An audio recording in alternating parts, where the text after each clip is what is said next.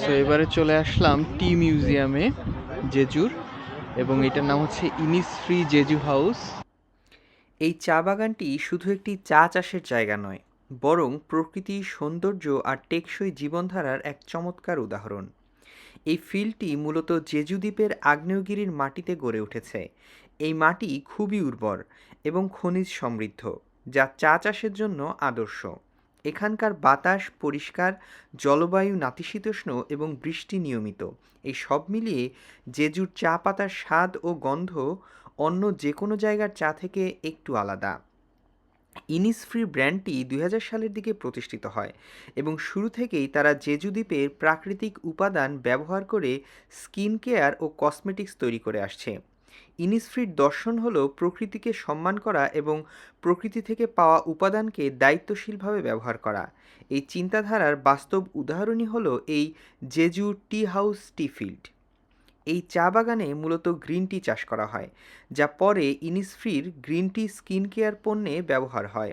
এখানে রাসায়নিক সার বা ক্ষতিকারক কীটনাশক খুবই সীমিতভাবে ব্যবহার করা হয়, যাতে পরিবেশের ক্ষতি না হয়। ফলে এই চা শুধু স্বাস্থ্যকরই নয়, পরিবেশ বান্ধবও। আরেকটি বিশেষ দিক হলো এই ফিল্ডটি পর্যটকদের জন্য উন্মুক্ত। এই টি হাউসের কাছেই অবস্থিত আরেকটি গুরুত্বপূর্ণ স্থান হল জেজু টি মিউজিয়াম, যা অনেকেই ওসুলক টি মিউজিয়াম নামেও চেনে।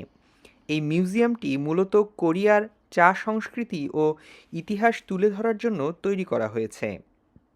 কোরিয়ার চা পান করার ইতিহাস হাজার বছরের পুরনো। এই মিউজিয়ামে ঢুকলে দেখা যায় কিভাবে প্রাচীন সময়ে চা ছিল রাজপরিবার ও সন্ন্যাসীদের একটি গুরুত্বপূর্ণ পানীয়। ধীরে ধীরে এই চা সংস্কৃতি সাধারণ মানুষের মাঝেও ছড়িয়ে পড়ে। মিউজিয়ামে পুরনো চা তৈরির সরঞ্জাম, ঐতিহ্যবাহী চায়ের বাসন এবং বিভিন্ন সময়ের চা চাষের পদ্ধতি সুন্দরভাবে প্রদর্শন করা হয়েছে। এই মিউজিয়ামের আরেকটি বিশেষ আকর্ষণ হল এটি আধুনিক ও ঐতিহ্যবাহী ডিজাইনের মিশ্রণে তৈরি। এখানে শুধু ইতিহাস দেখানো হয় না, বরং দর্শনার্থীরা সরাসরি বিভিন্ন ধরনের জেজু গ্রিন টি চেখে দেখতে পারে। এতে মানুষ চা সম্পর্কে শুধু জানেই না, অনুভবও করতে পারে। জেজু টি মিউজিয়াম আসলে কোরিয়ার চা সংস্কৃতিকে জীবন্ত করে তোলে। এটি দেখায় চা শুধু একটি পানীয় নয়, এটি কোরিয়ার সংস্কৃতি, ধ্যান আর প্রকৃতির সঙ্গে সম্পর্কিত। তাই জেজুতে আসলে আপনারা অবশ্যই এই ওসুলক টি মিউজিয়ামে আসবেন। এখানে কিন্তু ফ্রিতে চা খেতে দেওয়া হচ্ছে এবং আমরাও কয়েক ধরনের গ্রিন টি চেখে দেখলাম।